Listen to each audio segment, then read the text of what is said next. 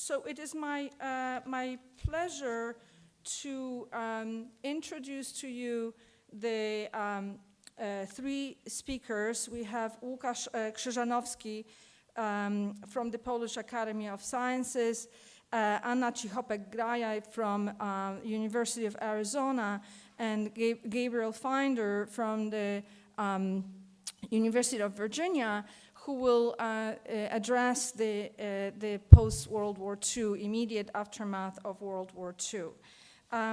You do have the bios, extensive bios in the program, and all of the panelists have written extensively and very thoughtfully on the subject of the remarks on the survivors' return, as well as the questions of justice after World War II.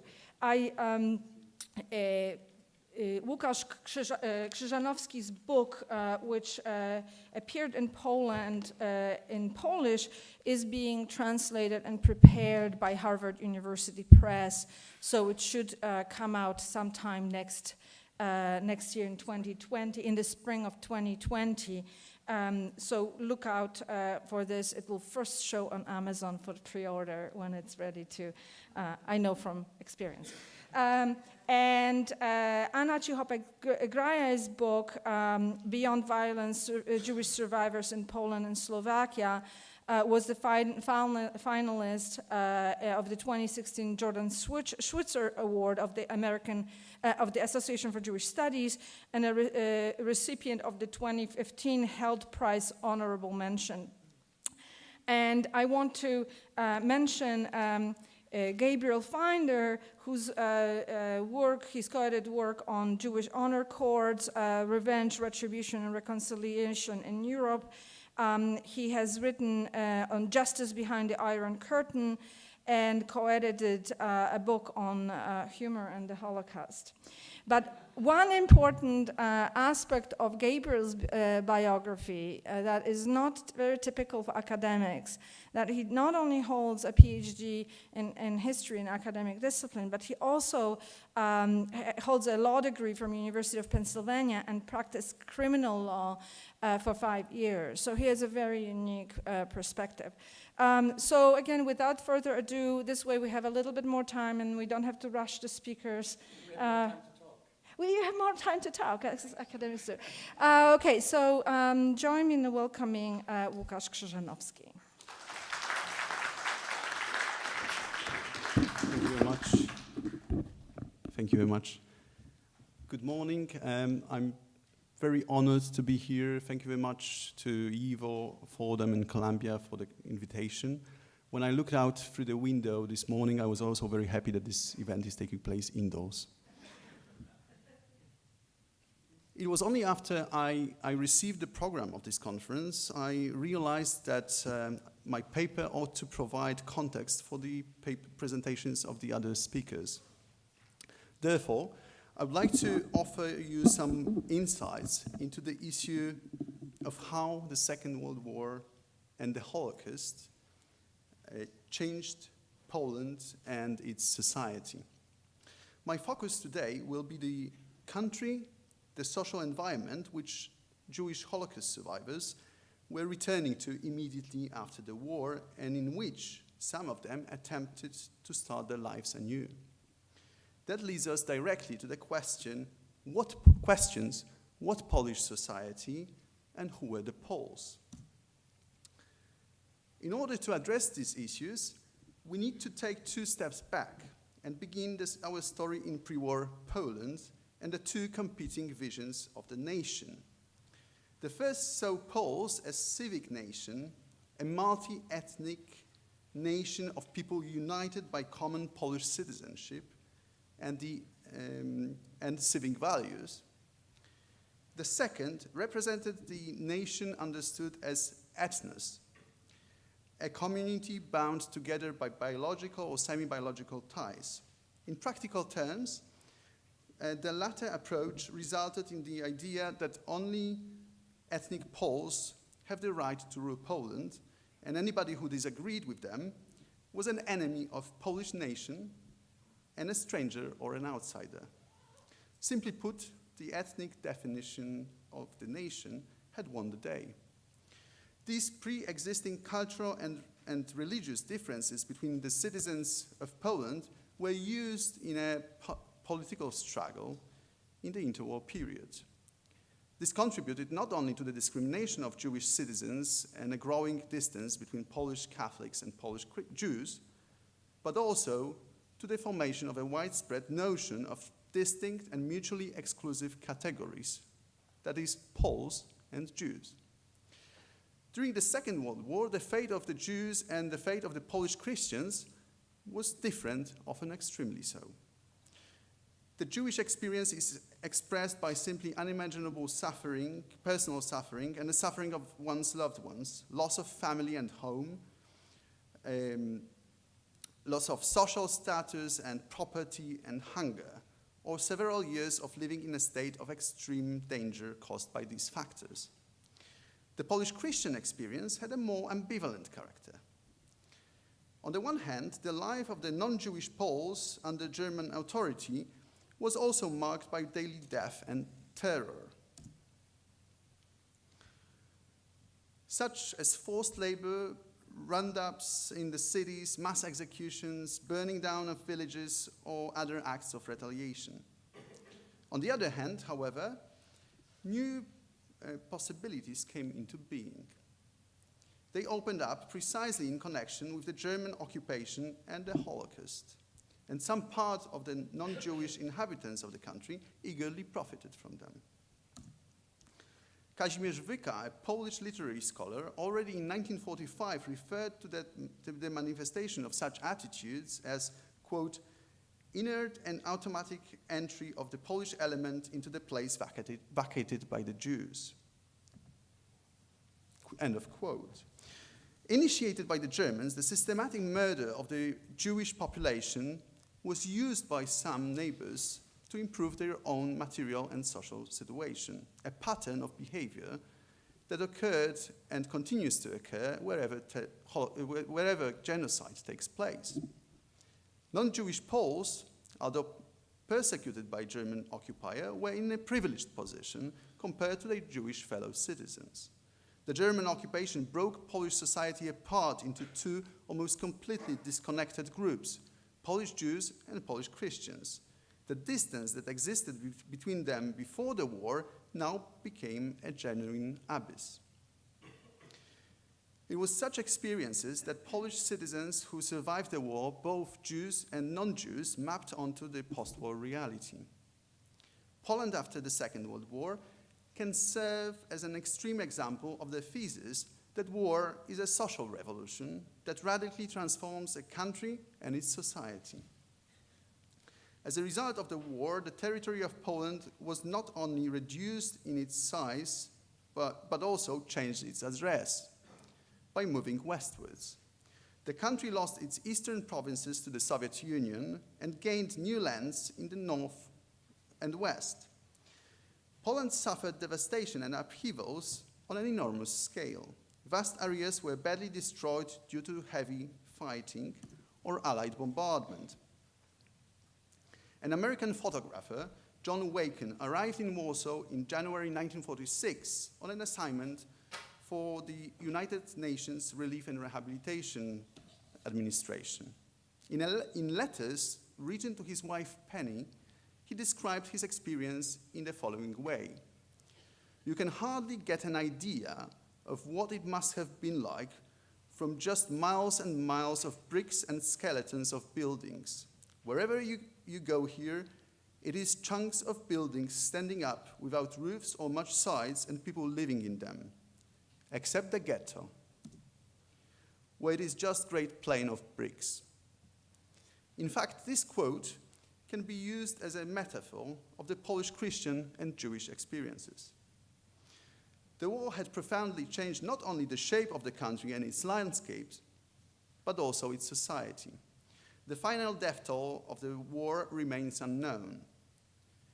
The most recent estimates state that approximately 5 million Polish citizens, including approximately 3 million Polish Jews, died during the war. Such enormous losses changed the composition of society. Indeed, almost no family remained intact. The country's elite was particularly affected. Nearly 38% of educated professionals lost their lives. Poland was deprived of more than half of its lawyers, 40% of physicians, and 30% of university professors and members of Catholic clergy. While most Christian Poles lost someone, Jewish survivors lost almost everyone. In addition to citizens who had been killed, many people remained outside of the country. They could not or did not want to return. Altogether, Poland lost nearly a quarter of its pre-war population. In the cities, it was even more dramatic. 1/3 of urban inhabitants was gone. Yet, this was just one of many changes that Polish society experienced. Towards the end of the 1940s, Polish society became virtually homogeneous. Over 90% of its Jews were killed, and most of the survivors left the country soon after the war, and we will hear more about that from the next speaker. The few Jewish survivors who stayed had blended into Catholic majority. With the loss of the eastern provinces, Poland had also lost almost all of its pre-war Ukrainian and Belarusian citizens. In 1947, those Ukrainians who remained were forcibly resettled to various locations of western and northern Poland in the wake of violent conflict between Polish government forces and Ukrainian partisans. In addition to this, as many as 5 million ethnic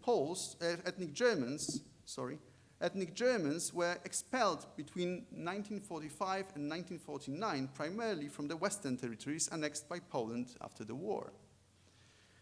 Although the large-scale armed conflict had ended, ethnic cleansing continued into the immediate post-war. In the course of a decade, from 1939 to 1949, Polish society had lost its ethnic, linguistic, religious, and cultural diversity and became homogeneous to the extent it had never been before. Furthermore, even those Polish citizens who remained in the country and were not subject to resettlement were most often on the move. If one object could symbolize the society of Poland in the immediate aftermath of the war, it would be a suitcase, a rucksack, or a bundle that held one's belongings. At least 250,000 non-Jews and Jews returned to Poland from the Soviet heartland by the summer of 1946. Due to the population exchange agreement between Poland and the Soviet Union, a further 1.5 million Polish citizens were, as it was called then, repatriated from the formerly Polish areas such as Lviv or Vilnius, which became Soviet after the war. John Waken described such railway transports. Quote, "The trains were 50 or 60 boxcars, 24 to 30 people living in each one of them, with their furniture, cattle, horses, etc. It takes 3 weeks for one of them to get across Poland. Some awfully miserable sights. Starved-looking people, kids without shoes, women wrapped in old sacks. On one train were 6 boxcars of Jews, who looked more miserable than anyone else. They are segregated, of course." End of quote. An additional 1.6 million Polish citizens, mostly former forced laborers, had returned to Poland by the end of 1947 from Allied-occupied Germany. There were also Polish soldiers coming back from Britain, though many of them could not or did not want to return. The war had also obviously impacted the country's economy. The national income of Poland in 1945 constituted only 38% of that of 1938. Heavy industry lay in ruin. Virtually all factories were destroyed or dismantled, and its machinery taken away by either retrieving Germans or conquering Soviets. Moreover, most of the craftsmen were also unable to return to their former professions. Craftsmanship was a branch of the economy with high presence of Jews. Most of the craftsmen had perished in the Holocaust. The few who survived could not easily return, as it proved very difficult or even impossible to recover their tools and workshops. In addition, the extreme winter of 1946, followed by serious flooding in the spring of 1947, further increased food shortages and drastically increased prices. The country was in ruin. Virtually everything was in shortage. A significant portion of the country's population faced the possibility of starvation and was already suffering from serious malnutrition. John Waken visited the countryside around Kielce, some 200 kilometers south of Warsaw. He noted, "We toured the area and saw how badly off the people are. They live in shacks and dugouts near their destroyed barns and houses. They eat potatoes and absolutely nothing else but potatoes. They have children and tell you they had milk last summer, or they had bread 3 months ago. The women often start to cry when they are being questioned. The fields are still mined." End of quote. The war left a deep mark on the citizens of Poland. A team of Polish psychologists working in the early post-war indicated that many people were living with what they called then a war syndrome, a condition later identified as post-traumatic stress disorder. Its symptoms, anxiety, depression, alcohol abuse, and increase of aggression, all of which had significant influence on social life in the immediate aftermath of the war. Furthermore, in order to survive the violent military occupation, people needed to adjust to that reality.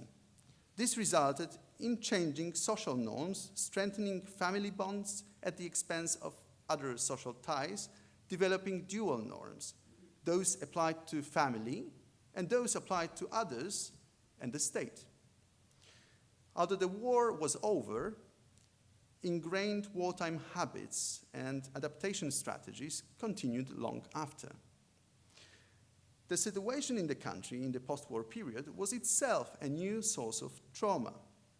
The previously mentioned phenomena, together with the weakness of the state, the shortage of virtually everything, widespread poverty, and easy access to weapons, resulted in an extremely high level of crime both in the cities and in the countryside. It was further increased with the presence of the Red Army, fugitive soldiers, and partisans who continued their slide into ordinary banditry. In the first few years after the war, an unprecedented wave of armed robberies, rapes, and murders swept the country. In addition, the sense of instability and anxiety experienced by most inhabitants of Poland was further increased by a change of currency in early 1945, which deprived many of whatever money they had left. Trade based on currency virtually stopped for half a year. In such an atmosphere, rumors spread quickly, causing immediate panic. In what were the early years of the Cold War, many genuinely expected the outbreak of another global armed conflict. The new communist regime that was installed in Poland with the help of the Soviet Union was not able to fully control the situation in the country, as it was focused on its primary goals of fighting its political opponents and obtaining legitimacy. The communists certainly did not want to be seen as yet another occupying power. Therefore, despite the ongoing targeted terror that the new regime started from the very outset of its rule, it initially permitted a certain level of freedom in public life. It was impossible to make the country totally communist overnight with so little support among the population, especially a population that had a long and celebrated tradition of opposing foreign rule and a society with a strong enmity towards the Soviets. dating back to the Polish-Soviet War of 1919-1921. Hence, the communist-dominated government presented itself as a democratic one, while at the same time it brutally fought against its political opponents. It did not refrain from arresting, torturing, and murdering, as well as falsifying the election results. Government forces, with the support of the NKVD, launched ruthless military actions against various partisan groups. Although in today's narrative, this struggle is depicted as a foreign regime crushing the Poles, more than anything else, it was a bloody and protracted domestic conflict, oftentimes not far from a civil war. The Communist Polish Workers' Party, aware of its weakness, made certain concessions towards the general population and sought to accommodate its mood. It offered common goals that united the citizens of Poland and brought the public closer to the new government, even those who generally opposed the communists. For example, everybody agreed that Warsaw needed to be rebuilt. The communist government used this shared desire to strengthen its position. Further, most of the country's population supported the land reform initiated by the new regime. As a result, large estates were parcellated out and the land was given to the peasants.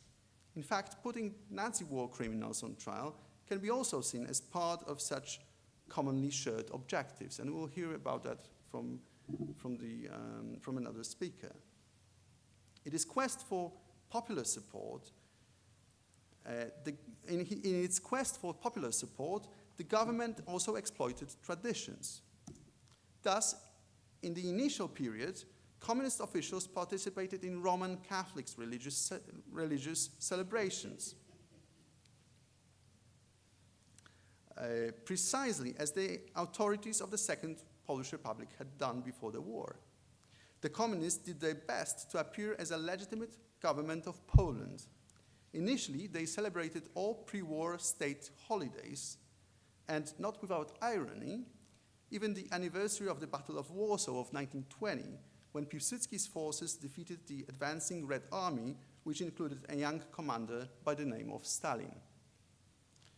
Furthermore, in order to obtain legitimacy and gain popular support, the Polish Workers' Party embraced national symbols and nationalistic rhetoric. The most common way of mobilizing the people was by sustaining hatred towards the Germans. That was not that difficult, bearing in mind recent experiences of Nazi atrocities. Resentment towards the Germans was manifested even in such small things as the widespread refusal to capitalize the word German in private but also in official writing. However, mobilizing the people against the common enemy also incited hostility against anyone else considered the other. The communists were walking a tightrope, yet they were willing to do so, to take this risk, at the expense of the country's minorities, and Jewish citizens of Poland in particular. In such a situation, any strong action against the widespread anti-Semitism and anti-Jewish violence in the country would pose a threat to the government's desired image.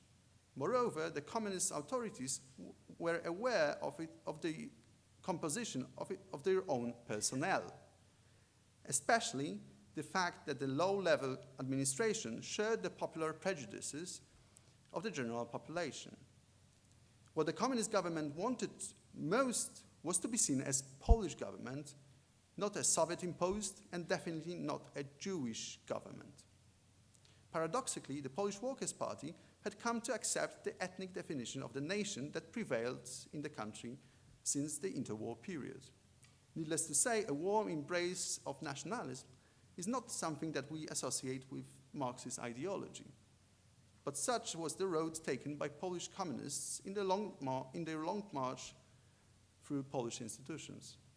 The communist policy of terror, the exploitation of popular moods, and the gradual taking over of various institutions and organizations proved to be very effective. As a result, in 1948, the Stalinization process of Poland was well advanced, although some civic institutions were still allowed to operate until the beginning of the 1950s. To conclude, in the immediate aftermath of the Second World War, Poland was the last place one would like to live in. It was a devastated country with more than 5 million of its pre-war residents dead, torn by ethnic cleansing and a dire political conflict. Those who lived in the country formed a peculiar society in which many people were deeply traumatized, displaced, overcome with anxiety, uncertain of their future, poor and hungry. It was no longer a multi-ethnic state. Its society became almost entirely homogeneous. The new regime exploited these conditions and the lingering nationalism in order to secure popular support. This was the country and the social reality that Holocaust survivors were returning to and in which they came to interact with non-Jewish Poles. Thank you very much.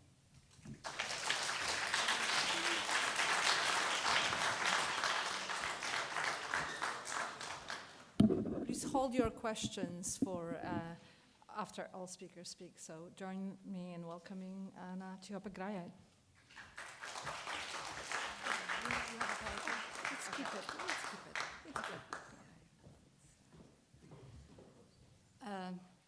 Good morning, everybody. Thank you so much. I would like to thank the organizers for invitation. It's such a great pleasure and privilege to be here today. And thank you all for coming. And thank you, Łukasz, for this wonderful context-setting presentation. I think it fits perfectly here. I was asked by the organizers to speak about survivors and their reception in post-war Poland, both violent and non-violent.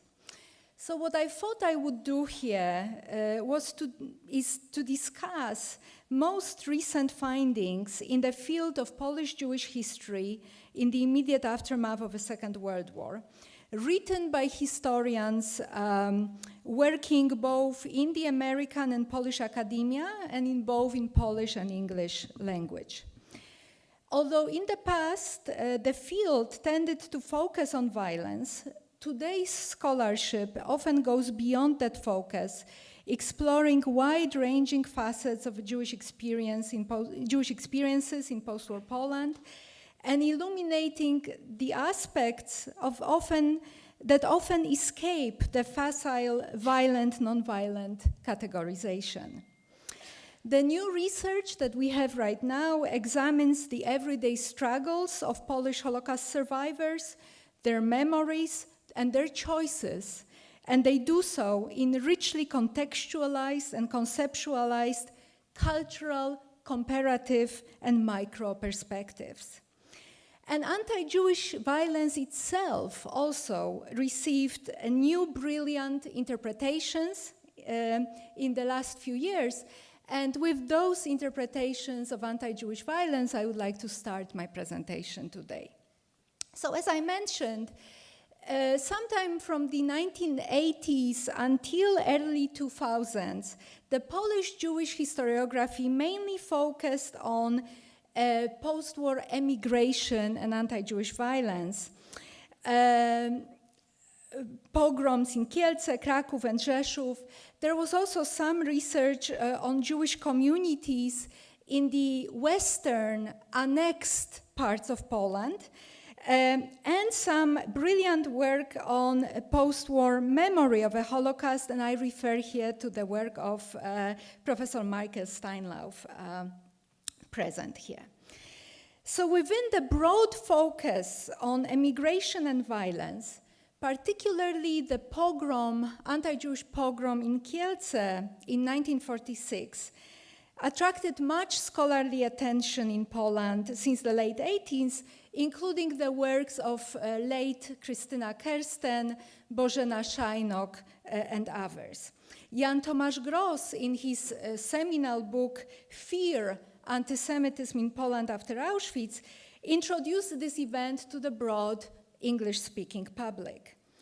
But it really is the most recent work by Joanna Tokarska-Bakir, entitled Pod klątwą – Społeczny portret pogromu kieleckiego, or Under a Curse – Social Portrait of a Kielce Pogrom, together with Marcin Zaremba's work, Wielka Trwoga, or Great Fear, Poland, 1944-47. I think these two recent works in the Polish language really broke new ground in our understanding of a dynamic of post-war anti-Jewish violence, and we cannot really have a serious conversation about that violence without these two works. While Zaremba painted a portrait, a general troubling portrait of the dysfunction of a Polish state and its institutions, and the demolition of a Polish society, which Łukasz so evocatively presented here. Tokarska-Bakir zoomed in on July 4th, 1946, the pogrom Kielce, when about 43 Holocaust survivors, and we still don't know exact numbers, it's really impossible to establish it with complete certainty, about 43 people, including half a dozen children and 2 teenage survivors, were victims of this very society of their Polish neighbors in the town of Kielce. They were shot and bludgeoned to death during a few hours, 8 hours, on July 4th, 1946. The power of Tokarska-Bakir, Joanna Tokarska-Bakir's book, is her focus on the lived experiences hour by hour of both victims and perpetrators of that day, and her very close analysis of their personal backgrounds. 20 years ago, in my own work on pogrom in Kraków in August 1945, I argued that anti-Semitism, with its magical medieval beliefs in ritual murder, as well as the broader socioeconomic context of post-war Poland, with its dysfunctional institutions of law and order like militia and army, were crucial to understand post-war anti-Jewish violence. But only recently, Tokarska-Bakir, in her work, reconstructed the very texture of the dynamic, showing how barely literate women were convinced that Jews were snatching their children, how those very children, barely fed, always hungry, kept running away from homes to nearby villages to get some food and play, how barely literate, although some educated as well, often drunk men who lived in Jewish, which they called successor, quote-unquote, houses, easily turned violent, and how many uniformed perpetrators, especially militiamen, militianci, but also soldiers and security forces, had previous experiences of denunciation and murder of Jews during the war, and how easily those experiences could be now mobilized after the war. So Tokarska-Bakir concluded that 4 phenomena really were paramount to understanding the outbreak of anti-Jewish pogrom in Kielce. 1, traditional anti-Semitism with blood-centered beliefs. 2, recent experiences of murdering and denunciating Jews during the war. 3, fears of losing Jewish property acquired after the Holocaust, and this is something that Jan Tomasz Gross also argued extensively in his work. And finally, anger and fear about the alleged Jewish running rampant, or in Polish, panoszenie się, right, quote-unquote, lording it. Tokarska-Bakir suggests, and this is again reminiscent of Jan Tomasz Gross' earlier argument, that shame of a very recent past and very recent crimes of a wartime period and the urgency to cover them up really led many perpetrators to violence. So this is the most current historiography, the sort of most important work of recent years on anti-Jewish pogroms, the outbreak of anti-Jewish pogroms after the war. And yet, current historiography had to go beyond pogroms to nuance our knowledge of the very violence and hostility that impacted survivors. Considering that after all, in 3 years after the war, there were 3 pogroms, but there were more than 1,000 days. And what happened during those 1,000 days without pogroms? Here, Łukasz Krzyżanowski, my colleague here, does precisely that. So his work, in his first book, The Home That Did Not Exist, The Returns of the Survivors to Post-War Town, he zooms in on a medium-sized provincial town, Radom, and he shows how survivors came back to the town really to a social vacuum, as he calls it, or społeczna pustka, which was now intensely filled społeczna pustka, which was now intensely filled or developed by ethnic Poles. Most importantly, he argues that really Jewish return home was impossible in social terms. He uses the sociological term ghost citizens to describe the situation of survivors in Poland, where, and I quote, "The physical presence of Jews in a post-war town did not translate into any participation in social life," end of quote.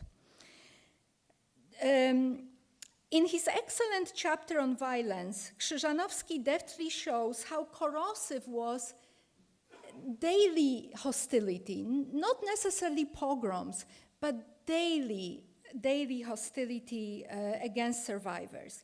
The very atmosphere of constant aversion and hostility isolated survivors and permitted and poisoned their everyday life. In Krzyżanowski's words, hostility enabled and legitimized violence and guaranteed impunity. Like Łukasz, Monika Rice, in her recent book, What? Still Alive, and this is a very important title because that's what survivors often heard. What? Still Alive? Jewish survivors in Poland and Israel remember homecoming. She also focuses on smaller towns, smaller communities. Grajewo, Ciechanowiec, Wesoła, Chełmno, Garwolin, Łowicz, Proszowice, Radomsko, Klementów, Jędrzejów, Pawłów, Koźle, Wisła, Międzyrzec, and many others. She compares 2 sets of Polish Jewish survivors' testimonies that survivors gave immediately after the war in Poland and then 10 years later in Israel in the 1950s. And she argues, among many other things, she shows the daily hostility as well in those small communities, but through those testimonies. But she also argues among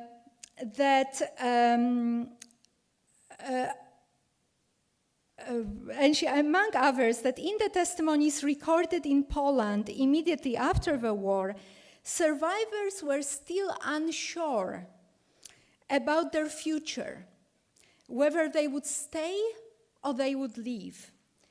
The sudden shock of continuous hostility and violence created, and I quote, additional post-war trauma clearly unabsorbed at the time testimony was given in Poland, so in the first 3-4 years after the war. So what we have is a community, and the numbers fluctuated. So it started in 1944 with a few thousand people who were coming out of hiding in all kinds of, all over Poland, all over liberated Poland in 1944. And then in 1946, we have major influx of survivors from the Soviet Union. And at the peak in June 1946, about 250,000 survivors of a Holocaust are in Poland temporarily or for some time. Maybe they will stay longer, they don't know. And the argument of uncertainty really brings up the question of choices, motivation, and intent, or in other words, historical agency in post-war Polish Jewish history or post-war Polish-Jewish relations. In other words, what did survivors want to do? Did they want to stay? Did they want to leave? Did they see that life for themselves in Poland or not? What was their intent? What was their motivation? And what were their available choices? In his important work on post-war emigration from Poland, Polish historian Dariusz Stola quoted Israel Barzilai, the Israeli envoy in Poland in 48-51, who grouped Polish Jews in 1949 as follows, and I quote, "The first group, the smallest one, has decided to stay in Poland. The second group, which has decided to leave, is a minority as well. The third is the majority that does not belong to neither of the two groups, but rather succumbs to prevailing moods." End of quote. Audrey Kisielewski, in her own work on survivors in post-war Poland, probes that very question. She probes the question of choice and agency, showing, and I quote, "Jewish survivors had to choose between pursuing their lives outside of Poland, so emigration, and many other ideological and psychological parameters were involved in this choice, and accepting the new place in Polish society, granting them equal rights for the first time in Polish history, yet demanding the acceptance of radical changes in Jewish identity and a way of life." End of quote.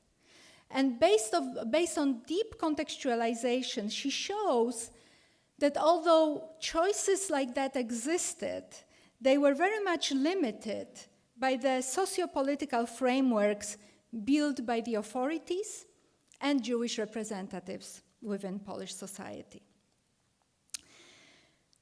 Intent of staying or going really remains elusive to historians. It's very difficult to find sources for that, and I can speak more about it in Q&A. But the lives of those who left Poland, who emigrated, and between 1945 and 1948,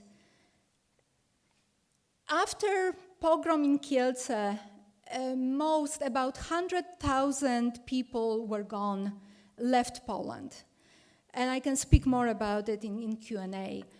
About 100,000 stayed for all kinds of reasons, by intent or by accident, temporarily or permanently, with a hope to stay or with a hope to leave when a first chance appears.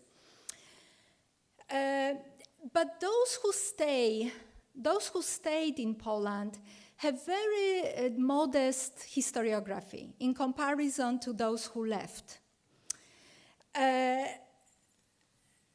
But I think, not only I, but some other scholars like Audrey Kisielewski and others, we believe that their lives in Poland also demand our attention. 5 years ago, in my own work, Beyond Violence, I argued that the sole focus on anti-Semitism, violence, and immigration really restricts our understanding of a period as much as it contributes to it, for at least two reasons. The first one, I believe that such focus really reduces the life, the post-war life, and diversity and multiplicity of Jewish experiences to one aspect, right, to anti-Semitism. So it simplifies and homogenizes post-war history reducing this history to this meta-tragedy, to use Hayden White's terminology.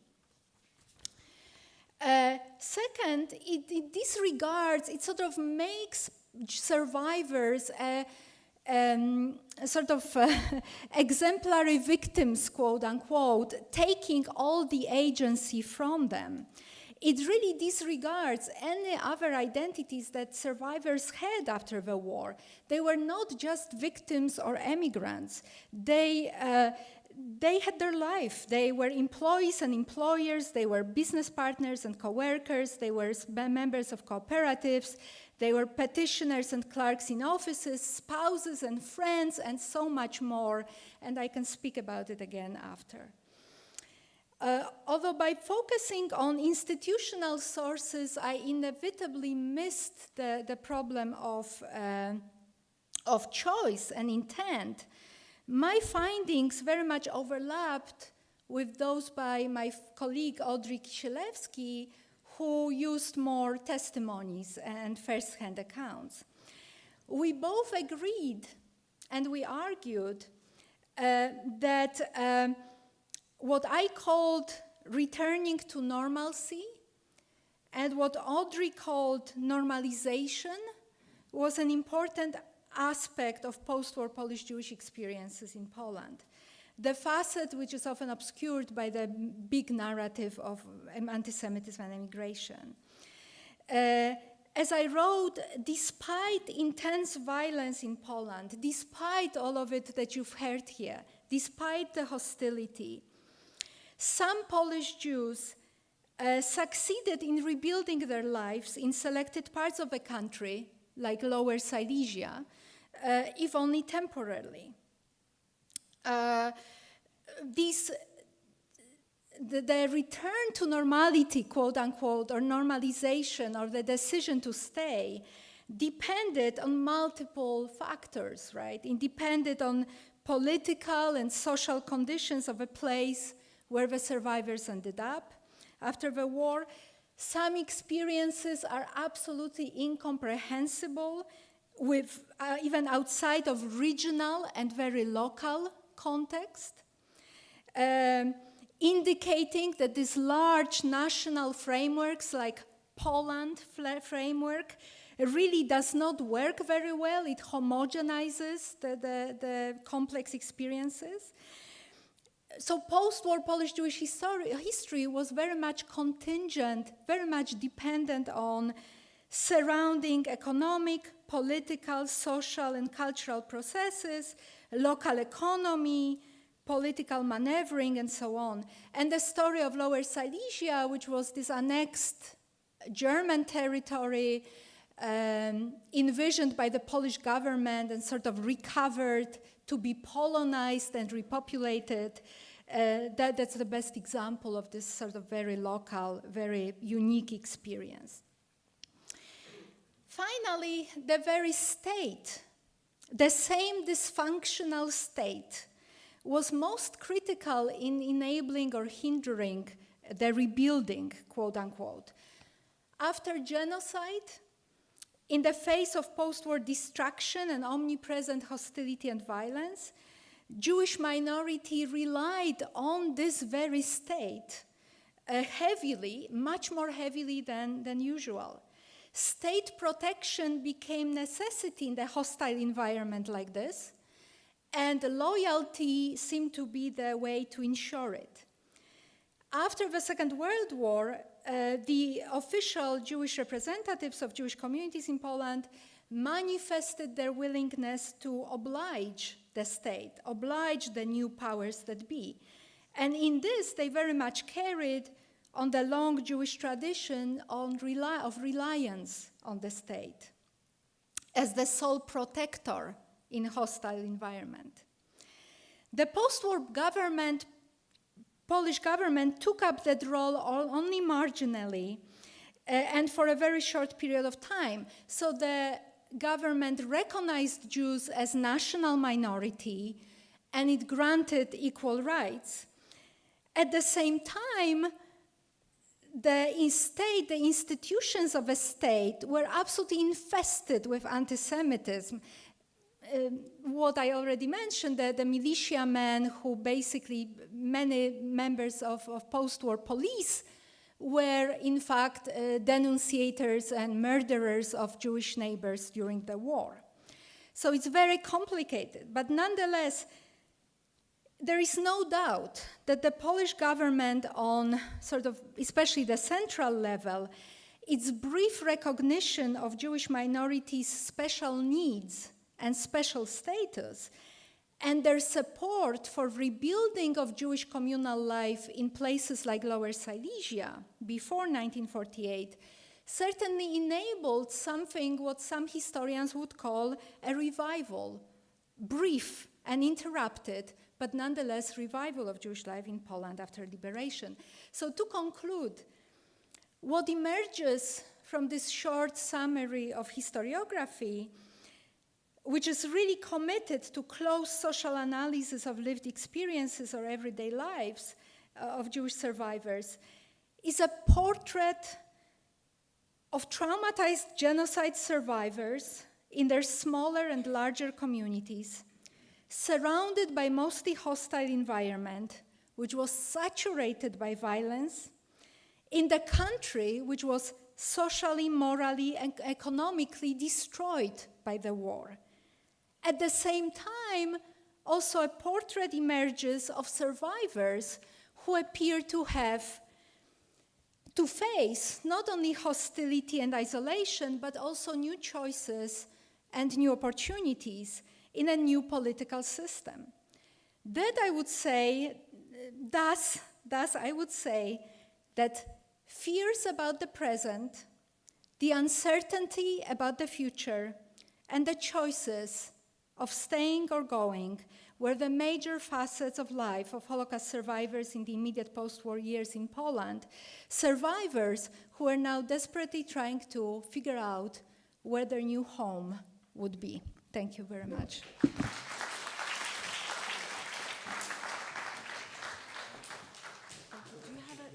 Yes, by the way, I use Finder, not Finder. Oh, fine. Okay, thank you. I'd like to thank Magda and Jonathan for the kind invitation to appear here today at this very important symposium or event. I want to thank Alex for organizing it. I asked Alex many questions and he answered them immediately, so I want to thank you for your expert organizational skills. Thank you. It's a great honor for me and a privilege for me to be here today. My late close friend and colleague Alexander Prushin and I spent many years studying the trials of German and Austrian Nazis in Poland, and I would like to share some of what I think are unexpected findings with you. And perhaps these findings are atypical, perhaps in the context of our discussion today, and yet for that reason perhaps even more interesting to discuss because they are, I think, somewhat atypical. Approximately 5,500 German and Austrian Nazis and Volksdeutsche ethnic German Nazis who had been active in Poland during the Nazi occupation were tried in Polish courts between 1944 and 1959. The Poles had very good reasons to conduct trials of German and Austrian Nazis and also Volksdeutsche. Those reasons were both domestic and international, and I'd like to discuss two of the most important reasons in my mind. First of all, as we've heard from our distinguished fellow panelists, Poles suffered grievous and shattering losses of life and property under Nazi occupation. Under the Nazi occupation, 3 million Jews and more than 2 million ethnic Christian Poles were killed in addition to members of other ethnic groups. Hatred of Germans and the thirst of revenge united all Poles, communists and non-communists alike. And both Łukasz and Anna have referred to Marcin Zaremba's important 2012 book, Wielka Trwoga, The Great Fear. And in that, Zaremba demonstrates this intense hatred of Germans in great detail. Thus, trials of German and Austrian Nazis in Poland in the post-war period, immediate post-war period, had an integrative function in immediate post-war Poland. These trials conferred a small measure of domestic legitimacy, and I say small measure, but still measure nonetheless, a small measure of domestic legitimacy to the new communist regime installed by Moscow, in which the majority of the Polish population held in contempt. The trials also bestowed a certain measure of international legitimacy on the communist government, such as when, for example, a United States team led by Telford Taylor was the assistant of Robert H. Jackson at the Nuremberg trial, and then he took over the direction of the 12 successor Nuremberg trials held by the Americans between 1946 and 1949. Telford Taylor and a group of Americans observed the Polish trials of Rudolf Höss and Ludwig Fischer, Nazi governor of the Warsaw district, and they approved of the way in which the Poles handled those trials. So the trials also conferred a small measure of international legitimacy on the communist government. Equally important, trials of German and Austrian Nazis took a back seat to trials of real and imagined collaborators because of the communist regime's central preoccupation with the elimination of political opposition through exploitation and perversion of the legal system. Numbers help make this point. Of the some 17,000 individuals convicted in Poland for war crimes between 1944 and 1956, only 5,500 were German or Austrian nationals, or Volksdeutsche tried for Nazi crimes. The rest, some 2/3, were Poles. Moreover, as of 1954, 84,000 political prisoners were incarcerated in Polish prisons under various charges other than war crimes. In other words, uppermost in the minds of communist officials was internal political opposition. Consequently, they generally let the Nazi trials, or the trials of Nazis, run their course without overtly intrusive interference in the proceedings. Communist officials just didn't care that much, and they placed the trials of Nazis in the hands of reputable and seasoned judges and lawyers, both for the prosecution and the defense, who were not party hacks and felt committed to rule of law principles. So it's very important in my mind to make the distinction between trials of Nazis, German and Austrian Nazis, in the immediate post-war period, and the collaborator trials. Many of those collaborators, or most of those so-called collaborators, were actually members of the political opposition who were then incarcerated. For these reasons, Polish trials of German and Austrian Nazis resembled similar proceedings in Western countries, and they exhibited a perceptible degree of due process. The Polish trials of Nazis were distinctive in another important respect, and this has to do with memory of the Holocaust in Poland. Generally speaking, as this audience knows, and I'll just mention one aspect which always occurs to me. Generally speaking, the communist regime, with the support of the ethnic Polish population, hijacked the Jewish memory of the Holocaust. The example that always comes to my mind is the commemoration since 1949 of the Warsaw Ghetto Uprising. In 1948, when the famous Warsaw Ghetto Monument was unveiled, it was a genuine commemoration of the Holocaust from the Jewish perspective. But by 1949, the commemoration was a paean to Stalinism, to Stalin, to the communists, and it was really taken from the Jews. From that point onward, for example, that very important aspect of Holocaust memory in Poland was hijacked or taken from the Jewish community. But memory of the Nazi occupation of Poland was not, in my opinion, ironclad. It exhibited a certain degree of fluidity. And in this vein, and now I want to show a couple of my slides. Magda, how do I do this? Oh, there's one, for example. So this is Rudolf Höss, the commandant of Auschwitz, in trial in Poland in March 1947. And I'm going to skip it. And this is a photograph of Jürgen Stroop, the SS general who led the liquidation, the final liquidation of the Warsaw Ghetto and the suppression, the brutal suppression of the Warsaw Ghetto uprising in April and May 1943. And this is Stroop on trial in Poland in May and June 1951. And in this vein, at Polish trials of Nazis from 1944 to 1959, which was the last important trial of a German Nazi, the Holocaust I argue, was given its due. That is to say, it was aired in open court and treated as even-handedly as feasible or possible under communist rule until the 1980s. The Nazi genocide of the Jews, the Holocaust, was central to several trials of Nazis in Poland. For example, just a few examples. The 1947 trial of Hans Bibo, head of the ghetto administration of the Łódź or Lodz ghetto.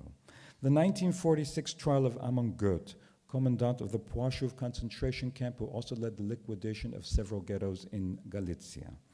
The 1947 trial of Rudolf Höss, first commandant of Auschwitz, and the 1951 trial of Jürgen Stroop. Historian Lawrence Douglas calls the 1961 Eichmann trial the Great Holocaust Trial. I would argue that at the very least, many Polish trials of Nazis prefigured the Eichmann trial. Indeed, the Polish trials of Nazis were the most prominent, if not only institutional space in communist Poland in which one can observe the interplay of what Michael Rothberg calls multi-directional memories. That is Rothberg's term for the productive, intercultural, and often unexpected interaction of memories in an open and contested public sphere, in this case, the courtroom.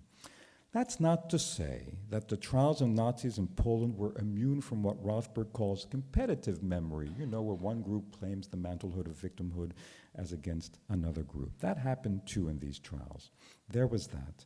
But it is to say that the trials of Nazis in Poland went a long way toward bridging the gap between Polish and Jewish memories of the Nazi occupation, a gap made wider by the war years and by post-war anti-Semitism.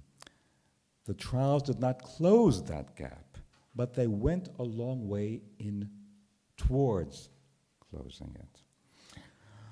Because the proceedings enjoyed a perceptible degree of legitimacy, because they were bona fide trials and not sham show trials, and because they afforded opportunities in which the Holocaust, the fate of Jews under Nazi occupation, was aired in open court, Jewish witnesses could participate in them in good conscience. They could believe and feel that their testimony was meaningful and that it made a difference in the court's determination of the guilt or innocence of the accused Nazi in the dock. Lawrence Douglas makes the point, with which I agree, that there is a difference between when a survivor gives testimony for an oral interview, let's say for an organization, and when a survivor testifies in the courtroom. Acceptance of survivor testimony by a court in legitimate proceedings validates the survivor's suffering and resilience, and in many cases, heroism. It legitimizes it. It memorializes it. It confers on the testimony a judicial imprimatur, seal of approval, that is the seal of approval or imprimatur of the state. And this happened very often in Polish trials of Nazis in which Jewish witnesses testified. And to their credit, Polish legal officials welcomed Jewish participation at the trials of Nazis. All of these factors in combination created a certain positive setting for the testimony of Jews at trials of Nazis in Poland. And this leads me now to the Jewish perspective, because it was a dialogue. The trials in themselves represented a dialogue between Jews and ethnic Poles in Poland. There existed an overwhelming desire in the Jewish survivor community in Poland and elsewhere in Europe for the judicial punishment of Nazis in retribution for the deaths of their families, neighbors, and friends, and indeed for the deaths of all Jews. In the first issue, published in April 1945 of Das Neue Leben, and I have to say, I found this here at YIVO, many years ago. In the first issue, published in April 1945 of Das Neue Leben, the Yiddish language organ of the Central Committee of Polish Jews, the main Polish Jewish representative body in the immediate aftermath of the Holocaust until 1950, Philip Friedman, first director of the Central Jewish Historical Commission in Poland, counseled returning survivors to, I quote, take revenge. He used the Yiddish word nakoma, by demanding the trials of the murderers. And Friedman urged the survivors to discharge their historical duty in in Yiddish, historische Hof. He urged them to discharge their historical duty in part by providing testimony for possible use in judicial proceedings against Nazis. That is, Jewish witness testimony in Polish trials was anticipated by the Jewish community returning from the Holocaust, was anticipated from the very beginning of the post-war period. The Central Jewish Historical Commission in Poland and its successor, the Jewish Historical Institute, helped find Jewish witnesses for trials and cooperated with Polish prosecutors in the prosecution of Nazis in Polish courts. And Jewish witnesses were eager to testify because they agreed with Friedman that it was their duty to testify. Hundreds of Jewish witnesses testified at Polish trials of Nazis in the first 15 years after World War II in the Holocaust. And I wish I had photographs of that with me. I forgot to make one, but I have photographs in which Jewish witnesses are testifying in front of full galleries of people, not just Jews, but also Polish Christians in courtrooms. Polish Christians and Polish Jews came to witness the trials of Höss, Goeth, Stroop, and other Nazis who were on trial. And these were expert historical witnesses provided by the Central Jewish Historical Commission and the Jewish Historical Institute, as well as eyewitnesses, that is, the survivors of ghettos and camps. I don't have time to go through their testimony, but I do have a few general observations from their testimony that I'd like to share with you. First of all, no one forced Jews, either historical witnesses or eyewitnesses, no one forced them to testify in Polish courts. They came of their own accord. They were eager to testify. That is, they were willing to cooperate with the state in order to bring former Nazis before the bar of justice. In their minds, in the minds of the survivors who testified, both as eyewitnesses and historical witnesses, their testimony in the courtroom validated their suffering, their resilience, their occasional heroism, the victimhood of others. In other words, it validated the historical truth of what had happened during the Holocaust. In this vein, they regarded testifying as something that they owed to the vast majority of Jews who did not survive. But it's very important to remember that their testimony exacted a high emotional toll or price. In his memoir, which is available in English, by the way, Mietek Pemper, many of you know Mietek Pemper from Schindler's List. He was the secretary, Goethe's secretary, one could say, who Goethe dictated letters to, kept files in Goethe's office. He was one of the people responsible for compiling Schindler's List. The real Mietek Pemper, who was a survivor and was the star witness for the prosecution, for the Polish prosecution at Goethe's trial in 1946. And his memoir is fascinating. It appears in both German and English. I'm not sure that it appears in Polish, and I urge all of you to read it. In his memoir, Pemper, who was active in post-war justice, he appeared not only at Goethe's trial, but in a couple of other trials. He talks about his post-war depression, some of it coming as a result of giving testimony at trials. No one forced him to do it. He felt that it was his responsibility, his duty, but it came at a high emotional cost. Survivors who testified in the courtroom were often frightened in the presence of their former torturers. That is, they had to testify facing the Nazis who had tormented them for so many years. That was very difficult for them. Many of them attested that fact in their testimony, post-war memories, that how difficult it was to come to court and stand face to face with their tormentors. Very often they shielded their eyes because they couldn't bear the thought of looking at them. So remembering on the witness stand, testifying on the witness stand, exacted a steep emotional price. And there's a third aspect to testimony that I'd like to discuss. And I'm honored, I would hope I have the opportunity to meet Nachman Blumenthal's family after the lecture, maybe during the break, because he plays a very large role in my recent book, and I know that he's in Kartenstol, knows the family very well. Nachman Blumenthal was a founding member, as Jonathan told us, a founding member of the Central Jewish Historical Commission, the first director of the Jewish Historical Institute until he left for Israel in 1950.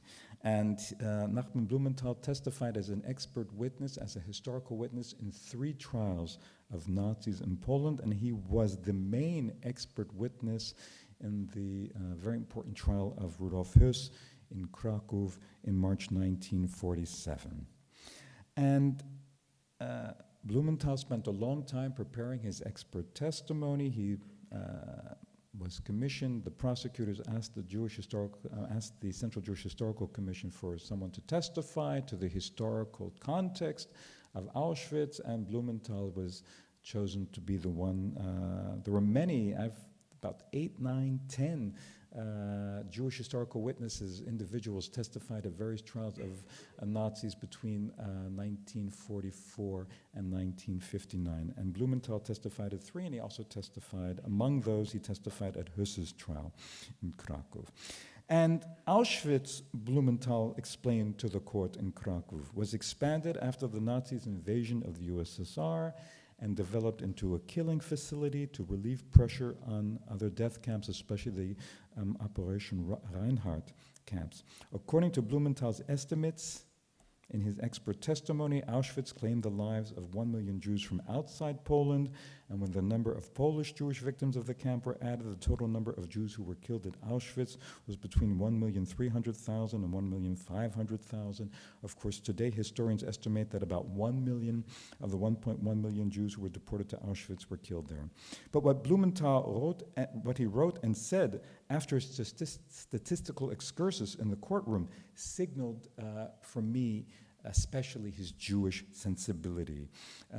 He entreated the court to see beyond the numbers and to take full measure of the Jewish victims' humanity. And I quote from Blumenthal's expert testimony, both in written form and before the court. He said, I quote, "I have spoken objectively by all means, as if it were a matter not of people, but of mathematical equations. We often forget that behind each number hides a human life." End of quote. Although Nazi anti-Jewish policy was paramount in Blumenthal's written expert opinion and testimony, he added that the genocide of the Jews was a dress rehearsal for the mass murder of other ethnic groups, especially Poles and Russians, including at Auschwitz. On the witness stand, he said, and I quote from his testimony on the witness stand, "Auschwitz is the final phase of Polish Jewry. Here were dying survivors who miraculously evaded Treblinka, Sobibor, or Majdanek. Auschwitz is the nail in the coffin of Polish Jewry. If we remember beyond this, that in reality, Auschwitz was not a Jewish camp, that hundreds of thousands of citizens of other countries died here, above all, Poles, Czechs, and Russians, then we will understand what Auschwitz was and what it was meant to be. For this reason, in Auschwitz, there flurried a great industry of death, in Polish, Fabrik Śmierci," end of quote. In other words, these are my words, after the Jews, then the Poles and other Slavs were in line for extermination. Now let me go, 1 second. Magda, I want to go to my second slide. I want this one. And now I finally have the Blumenthal family. That is Nachman Blumenthal standing, isn't it? Thank you. Good. That's what I've always thought. There's Nachman Blumenthal standing in a meeting of the Central Jewish Historical Commission. When Blumenthal previewed his expert testimony for Hösse's trial to his colleagues a day or two before he actually delivered his testimony in court. Several of his Jewish colleagues took issue with his approach. It's a very interesting transcript of this meeting of members of the Jewish Historical Commission in March 1947. Emotions ran high. And his colleagues, his Jewish colleagues on the Jewish Historical Commission, found fault in Blumenthal's failure to draw sharp distinctions between the Germans' treatment of Jews and victims of other nationalities. And of course, they had in mind Poles. One colleague admonished Blumenthal in the following words, I quote, "The expert witness, meaning Blumenthal, must remember that he is appearing as accuser in the name of all Jews who perished." Of course, all of those who are familiar with the Eichmann trial remember that when Gideon Hausner, the Attorney General of Israel, who was the chief prosecuting attorney at Eichmann's trial, he said, "I stand here as the accuser of the 6 million who didn't survive." So the language resonates. So once again, Blumenthal's colleague said, "The expert witness, meaning Blumenthal, must remember that he's appearing as an accuser in the names of all Jews who perished. The tribunal at Nuremberg distinguished crimes against humanity. It is necessary to underline that what took place here in the case of Jews was genocide. It will be necessary to distinguish the situation of Jews in camps from the situations of other peoples." End of quote. Another colleague followed suit. I quote, "A lot of work, a lot of knowledge has been incorporated in this expert opinion, but our colleague Blumenthal must remember that he is appearing as accuser in the name of 6 million Jews who were killed. The expert opinion should have two goals. One, to make clear the entire ugliness of Hitlerism before the world, and two, to become part of the history of the Jews." End of quote. After Blumenthal's colleagues had a chance to speak, it was Blumenthal's turn. And for his part, he stood his ground and defended his approach. He was about to appear in court, and he defended his approach. In his own mind, he was appearing not in the role of accuser in the names of the Jewish victims, but, I quote from Blumenthal's own words at this meeting in March 1947, "as an expert witness who has to speak objectively about the topics he is given." End of quote. Of all the reservations that were expressed about his expert opinion, Blumenthal felt most compelled to address the demand that he highlight the distinctive character of the Jewish fate under Nazi rule in Poland. I quote from Blumenthal, "I think that it's not necessary in this expert opinion to underline the difference between the status of a Polish and a Jewish inmate at Auschwitz. It's not necessary at this moment to advance this opinion, but rather we should settle accounts with our common enemy." In Polish, it was ogólny wróg. Of course, it should be, or I want to note that Blumenthal was not alone in asserting that the fate of Polish Jews was linked to that of ethnic Christian Poles. Many Jews had harbored the same thoughts during the Holocaust itself. For instance, you can see this sentiment in the wartime diaries from the Warsaw Ghetto of Chaim Kaplan and Abraham Levine. And you also see this sentiment in the historical writings in the late 1940s and early 1950s of Philip Friedman. That is, after he left Poland. He could have written whatever he wanted.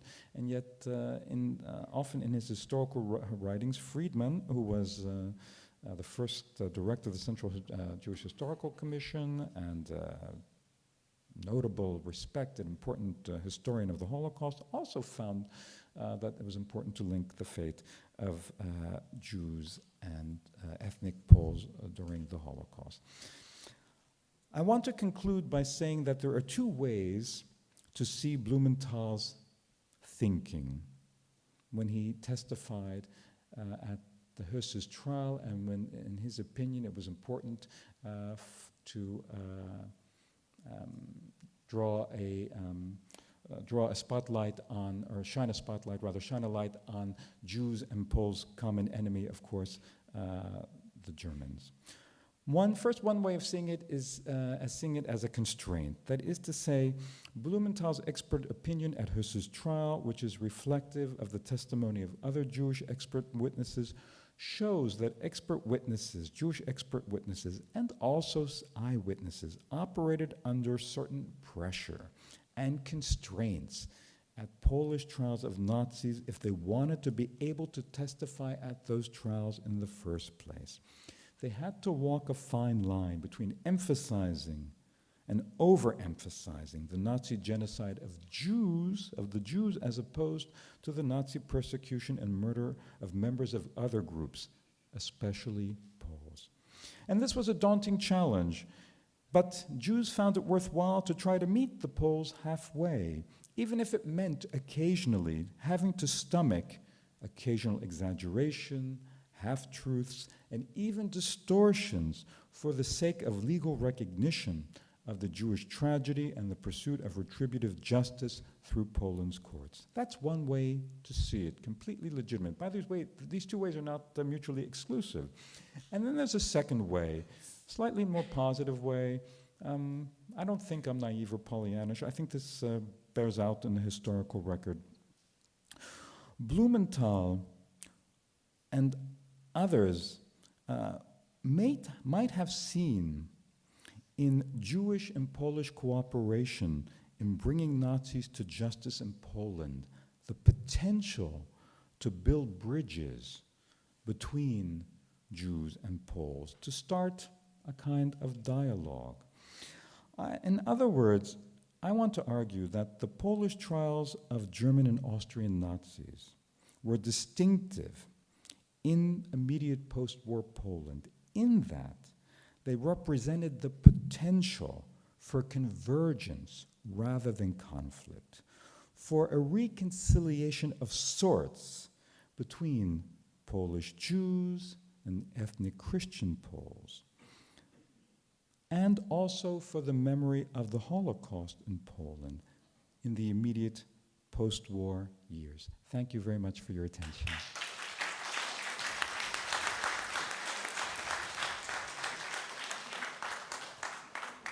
Thank you very much for these really powerful and informative talks, which highlighted the complexity of post-World War II context, regime, civil war, devastation, demographic shifts, justice, and also agency. In all these talks, we were talking about individuals and their choices and their lives. So I'd like to open it up for discussion, and I ask you to ask questions. If you, we don't have a lot of time, but we have a lot of you.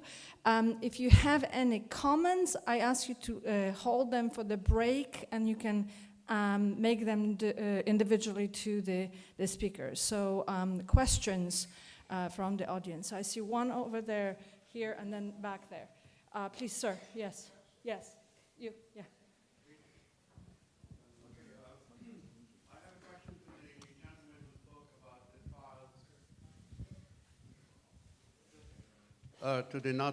trials of Germans and Austrians, the last gentleman. I have two questions. The first question is, you mentioned Blumenthal, and you made the observation that Blumenthal said that the Germans were planning also to exterminate the Polish people after they had finished with the Jews. So my question, I know that there were many Poles during the war that they feared that after the Germans had finished with the Jews, they would turn to the Poles. Is there any record that the Germans really planned to exterminate the Polish people in the same way that they did to the Jews? That's my first question. And the second question is about the trial of Jürgen Stroop. In the trial of Jürgen Stroop, did any members of the former Jewish underground, Job, like Yitzhak Zuckerman, did they appear and testify in the trial of Jürgen Stroop? Thank you. Yes. To come to your first question, many historians have, it's not my field, but many historians have uncovered German documents in which there were clearly plans. You have to make it. Let me put it this way, another way. The Germans, the Nazis, the Germans planned to exterminate all Jews from the face of the earth. But they also planned to turn Poland into a slave nation, that is a nation of helots, to serve Germans, and in the process to eliminate its intellectual capital, its intelligentsia. Timothy Snyder, in his recent book, documents this very well, and that there was a strong fear among Poles that after the Jews, then the Poles. But many Jews also felt that way.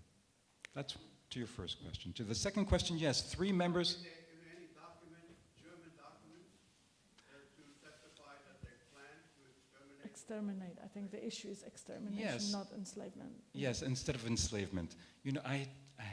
I don't want to answer that. I have to go back to the documents to look at that. But the perception was that yes. But if I could come to your second question. Yes, 3 members of the Jewish Fighting Organization testified at Storb's trial. The most famous was Edelman, Marek Edelman, who was one of the commanders of the Jewish Fighting Organization. And he was actually, one could say, he was the star witness at Storb's trial. And he was testifying about Jewish suffering in the ghetto. And finally, he ended in a very vociferous moment, impactful moment in which he said, the person responsible for all of this is Stroop. So yes, 3 members of, and other Jews also testified at Stroop's trial, but 3 members of the Jewish Fighting Organization testified at Stroop's trial. Okay. Okay, I'd have to go back to I can show you during the break. I have you. Yes, you. And then back there, and then over there. Yes. Okay. Yes, please. Alex.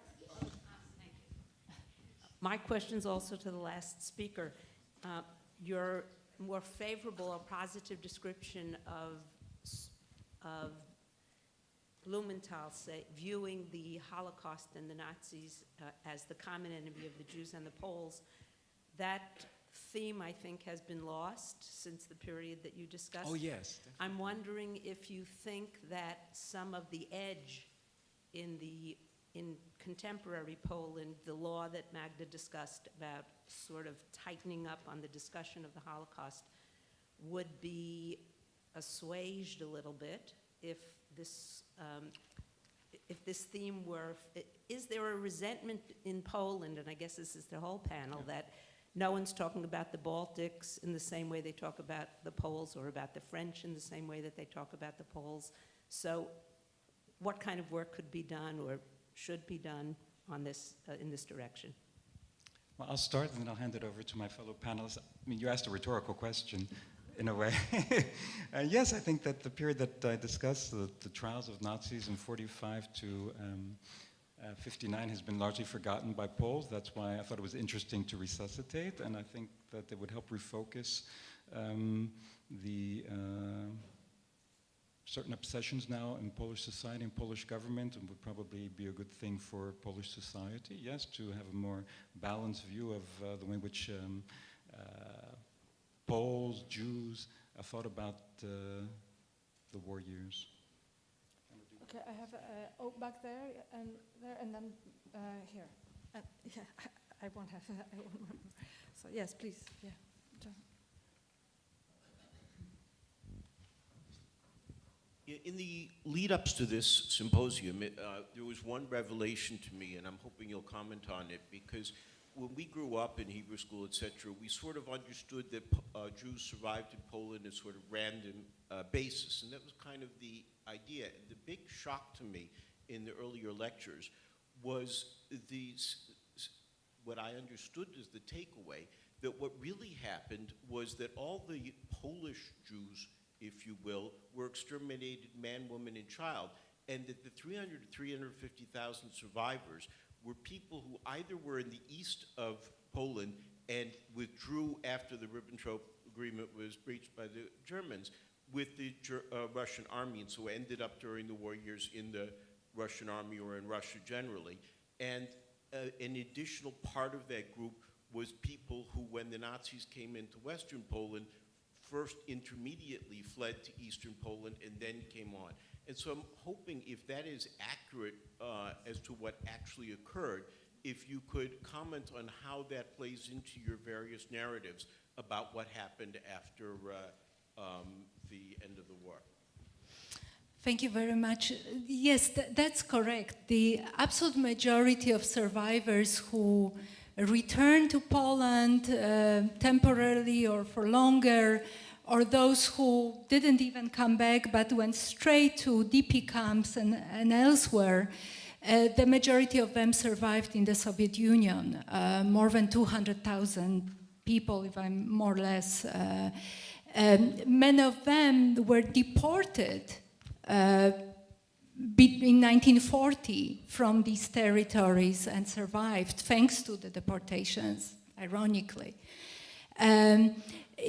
This really, the fact, the diversity among survivors, or where they survived, their backgrounds, was very much obscured in the historiography until recently. And only now historians are actually paying attention to their experiences during the war.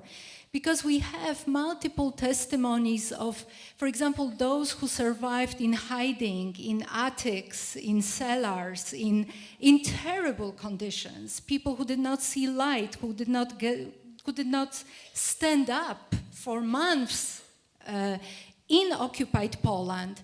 And those actually, they mostly lost their whole families. They gazed in wonder at full families coming from the Soviet Union. And we have that there was the sense that these are miracles from the East, right? Where you have mother, father, and a child, and a couple of children, sometimes children born in the Soviet Union coming to Poland. So yes, this difference of experiences now comes to light in scholarship. The gentleman in the beret. Hi. Very interesting. I'm a documentary filmmaker. My cousin was a documentary filmmaker. He discovered General Jürgen Stroop's diaries and made a documentary with the BBC. And he spent his life trying to combat the deniers that the Holocaust existed. And he came to London to tell people what was going on in the early days, and nobody believed him as well. And he testified at the Nuremberg trials, and nobody believed him there either, because he didn't have any pictures necessarily. Just wondering about the denial aspect of the Holocaust, and your thoughts on that. During the trials, you're saying? Just in general, that people in Germany didn't know why the Allies were bombing them because they didn't think they knew anything was going on because of the propaganda machine that had gone on both in Germany and in Poland, probably. Well, I sort of jump into the discussion. I think what we need to say is that there was not much possibility of denial of the Holocaust for the people who were living in Poland in 1945. Everybody knew what happened to the Jews. But I would say that because of the distance that I was talking about, people were so preoccupied with their own suffering that the Jewish suffering, I mean, Christians were so preoccupied with their own suffering and their own losses that the Jewish suffering was not considered part of their own experience. And that is evidenced in many writings, travel writings of Polish Jewish journalists that came back to Poland in late 1940s. And there was a man who wrote reports for forwards. His name was Mordechai Tanin, and he traveled around Poland in 1946 and 1947. And he visited numerous villages and towns, and he pretended to be British journalist. He had British passport. He spoke perfect Polish, but he disguised this knowledge of the language to the population he spoke to. So he pretended he just picked up some words in Polish, and he was asking about what happened to what what was your experience of the occupation? How did the war, what were the atrocities? And he repeatedly got the history of Germans arresting 10 people or shooting 10 people in the village or in a town. And then he concluded that this town had 90% or 80% of Jewish population before the war. So the tragedy for those people were the shooting of 10 Christian Poles, not the deportation of the local Jewish population. So that's the and since I just have a mic, I will just refer to the question of the lady regarding the trials and the role that in some sort of reconciliation process. I think it's not that easy because, as Gabriel pointed out, 2/3 of those trials were considering Polish collaborators, and this has been silenced out. So it's not the matter of what we speak about, what we don't speak about, and it's more the majority. Thank you very much for the excellent presentations. To Professor Krzyżanowski, could you please tell more about the numbers? Because you said about 5 million victims of the occupation, of the German occupation, of the war, and and those numbers are, of course, being, I understand, explored. And this is an interesting, a rather difficult subject, of course, to know that. But what is the recent scholarship about that? And to Professor Finder, you said about the Polish trials of the Nazis as something that preceded Eichmann trial. Obviously, was as important in a way.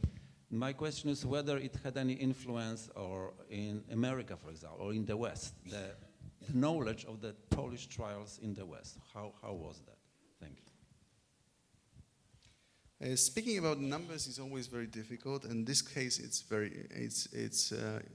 even more so.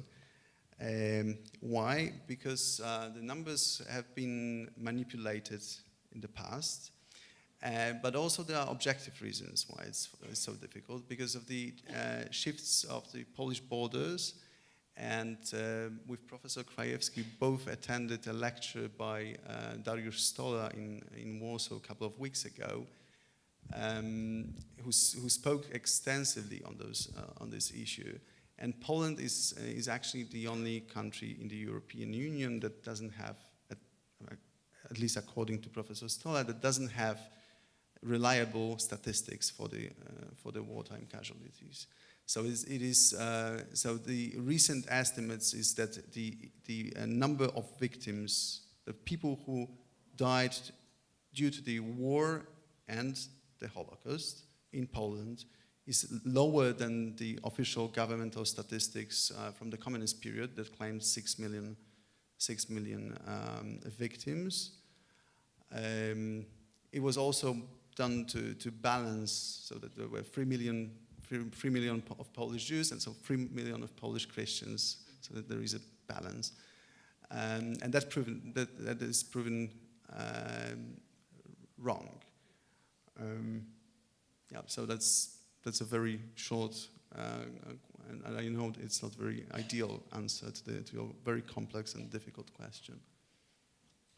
Briefly to come to your question, the trials were reported sometimes in the West. For instance, you can find reports of them in the New York Times at the time. There were occasionally American observers, for instance, Telford Taylor and other lawyers, but they didn't resonate really very long. I think reported and more or less quickly forgotten. So I have a lady here, Michael Stanlow, and then one last question. So 3 people, because we are running out of time. So, okay. Thank you all so much for the nuanced knowledge that you've given us. My question is for Professor Finder, and that is, do you think that Blumenthal's decision was the correct decision given the constraints in terms of long-term history and the effects on denial, etc.? Well, he wasn't thinking about denial, I think, because, again, this was right in the immediate aftermath. No one denied in Poland the Holocaust and the devastation of World War II, it was as I said during my lecture, there are two ways to interpret his comments.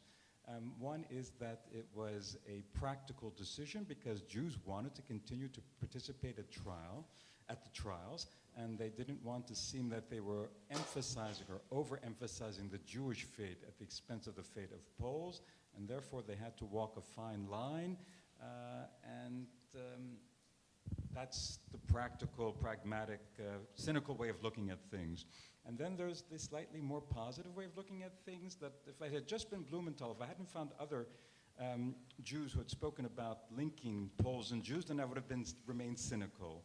But the fact that I was able to find similar statements in diaries by very famous victims of the Holocaust, like Chaim Kaplan and Abraham Levine, and the fact that Philip Friedman made the same comments, I believe, for instance, in an article published in 1949, made me think that maybe there's something positive about it. And I say the date is very important. Philip Friedman left Poland in 1946. He didn't return. He was under no pressure whatsoever. He was living in the United States. He could have said whatever he wanted to say. Blumenthal might have been under pressure, but he could have said whatever he wanted to say, Friedman, and he made the same sort of linkage. Therefore, it tells me that maybe there's, again, as my distinguished fellow panelists said, Jews lived in a liminal position, deciding whether or not to stay, how long to stay, and I think for those who thought that that their lives were going to be spent in Poland, that they were going to make Poland their home for better or for worse, they saw, some of those Jews, at least at that time, saw that there was some linkage between the fates of Poles and Jews. Anna, do you want to add? No. Okay. So Michael Stanlove, and one more question here, and then we'll have to wrap up. I'm sorry, I know there's a lot, so I'm sorry. Thanks. I just wanted to follow up on this statistic, which has a long life of 3 million Jews and 3 million Poles are killed. If I'm not mistaken, it was first contested when Christina Kirsten in 1993 published, some work, extensive, and I'm just curious, and then meanwhile, in popular consciousness, it was 3 million and 3 million for the next, period, for the next decades. So I'm just curious, where things stand now. In other words, in popular discourse, is it still 3 million to 3 million? Is that, or is this evidence finally starting to turn it around to where, it's more, well, maybe it's not 3 million, and that of course has endless significance of various kinds. So, general question about popular. Just isn't that 1947 report that was created? It was 3, 2, and 1 in that way that was broken up. I think I try to answer your question by turning it a little bit. I think that what mostly people are now concerned about are not the numbers. It's just a matter of suffering and the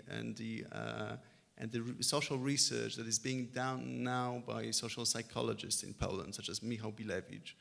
They prove that the young people in Poland now are increasingly aware that Poles suffered more. So it's the question who suffered. It's not the question how many victims. It's the question who suffered. And there was periods some years ago that the answers were more balanced. So this is something new, or something that is coming back.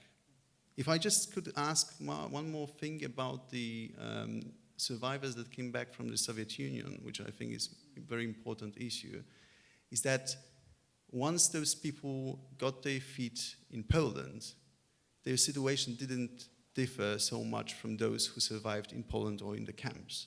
They still didn't have their homes, they still couldn't come back to their homes, they still couldn't resume their lives where they once left it.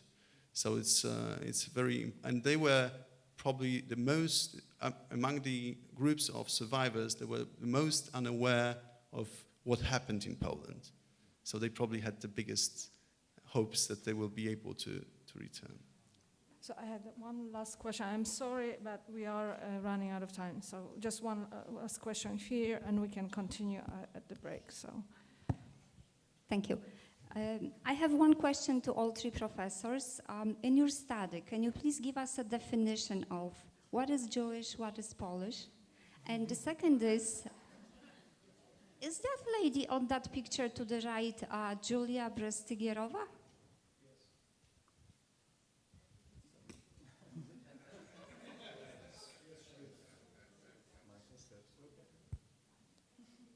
Okay. What is Polish, what is Jewish? That's the eternal question. That is eternal question that all of us who study Polish-Jewish history at any point, Jewish history, we struggle with. We contextualize those identities. So that means something different for pre-modern Poland, for modern Poland. It means something different for assimilated Jews and those who are not assimilated, and depending where you also lived. So it's also the question of what terminology you use. I mean, terminology is also politics, and there has been a lot of debate whether using for example, many of us argue that Poles, quote unquote, and Jews, quote unquote, that these are exclusive or excluding, or terms that exclude necessarily. For example, those Jews who felt themselves to be Poles, who were Poles. So some of us chose the solution to use Jewish Poles and non-Jewish Poles, which is very awkward. It also, such usage also distorts this identity of those Jews who absolutely did not consider themselves to be Polish. And many historians would argue that this is sort of appropriation of Polishness, where it's not really that, you know. So yes, it's very, very complicated, and we have no time for that. Can I ask something? Another part of the conversations, right? Can I Another ask? in dialogue series. Yeah. Can I? Yeah. Well, I think what everybody agrees with is that the Nazi law did not leave any space for self-declaration or how people felt to be, whether they felt Polish or Jewish. There were very strict criteria who was Jewish, and that's one of the dilemmas that historians working on the Holocaust face, that they are actually using and there is increasing number of consciousness and writing on that we accept somehow the perpetrators' view and writing on the people that we study. But in the post-war period, in the immediate post-war that all three panels were about, it was very clear for the general population who is Jewish and who is not Jewish.